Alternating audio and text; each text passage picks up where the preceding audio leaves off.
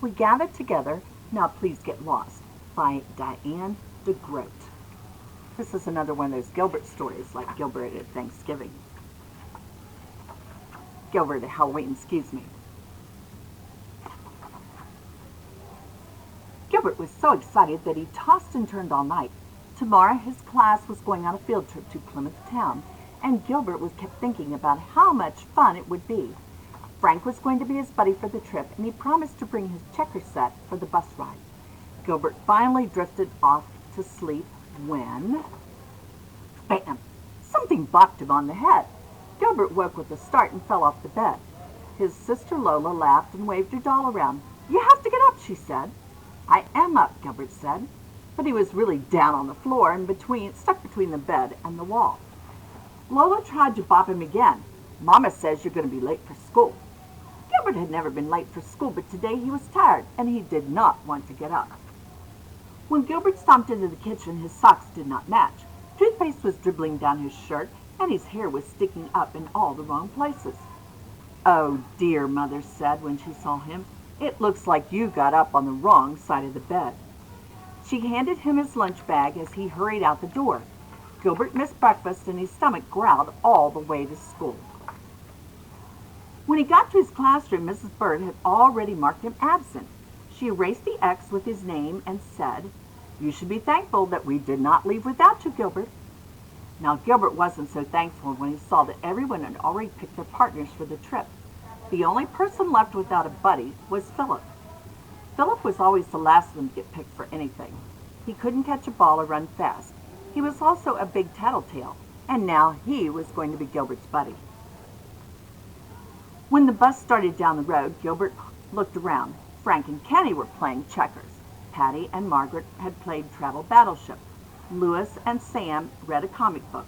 Gilbert and Philip just sat. Gilbert's stomach growled again. He opened up his lunch bag, but Philip said, "I'm telling the teacher that you're eating on the bus." Philip closed his bag. Finally, Mrs. Bird said, "Now, class, we're almost there at Pilgrim Town. We'll see how the early settlers lived." They were thankful that they got through the hard winter and celebrated the first harvest with a Thanksgiving feast. During our visit today, I want you to think about all the things that you can be thankful for.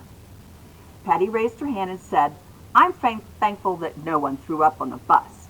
Louis shouted, "I'm thankful that we didn't have to do spelling today." Everybody laughed except Mrs. Bird and Philip, who was the best speller in the class.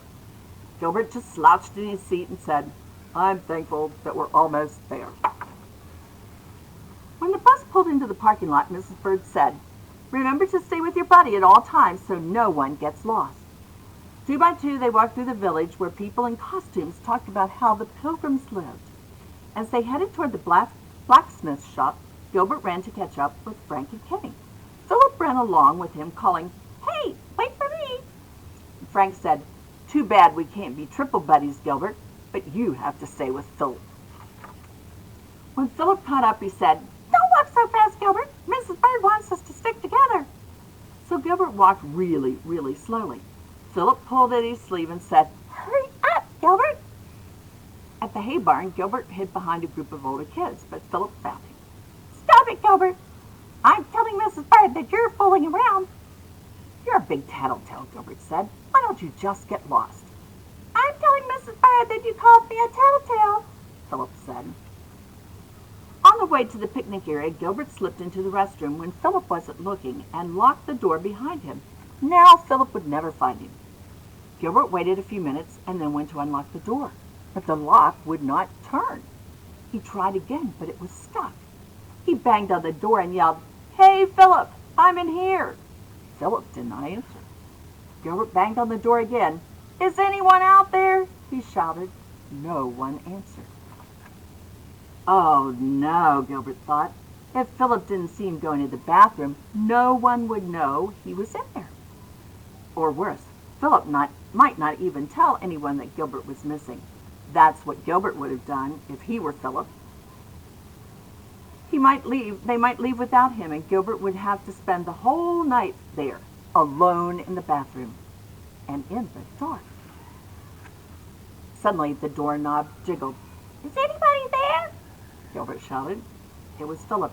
"Gilbert," he said, "you've been looking all over for you." "I can't get out," Gilbert said. "The door is stuck."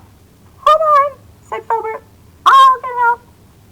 After a few minutes, a guide came with the key. When Gilbert finally got out, he saw Philip, but not the rest of his class. "Oh, no," he cried. "We've lost our class." The guide smiled and said, "Then we'd better check the lost and found area." As they walked to the visitor's center, Gilbert knew that he was going to be in really big trouble. And Philip was too, all because of him. Gilbert waited anxiously with Philip at the lost child corner until the class appeared. But Mrs. Bird wasn't mad. She said, "There you are! I'm so glad we found you." Louis wasn't so glad, he said. "We could have been eating lunch already, but we had to come looking for you and Philip." Gilbert said, "It's not Philip's fault. I was hiding from him and got locked in the restroom, but he found me and got help." Patty said, "Oh, Gilbert, you weren't being a very good buddy." And Frank said, "I'm glad Gilbert wasn't my buddy today." And Mrs. Bird said, "Let's just be happy that we're all safe here together." To celebrate, she bought some pies and the pilgrim hats and led the class outside to a picnic table. When they were all seated, she said, "Tomorrow is Thanksgiving Day. What are some of the things that we should be thankful for?" "Pumpkin pie," Louis said, helping himself to a piece. "Thanks for getting lost, Gilbert." Patty said, "I'm thankful that we do not have to live like the pilgrims. They didn't have TVs." "Or comic books," Sam added. Then they went round the table. When it was Gilbert's turn, he thought for a minute, and then he said, "I'm thankful that I didn't have to spend Thanksgiving locked in a bathroom. Thanks, Philip." Everyone shouted, "Yay, Philip!" Philip turned red and said, "That's what buddies are for." On the way back to the bus, Gilbert stayed close to Philip, very close. On the bus, Gilbert borrowed Frank's checkers, and he and Philip played a game of chess. Philip won every time. Happy Thanksgiving. We gather together. Now please get lost. By Diane deGroat.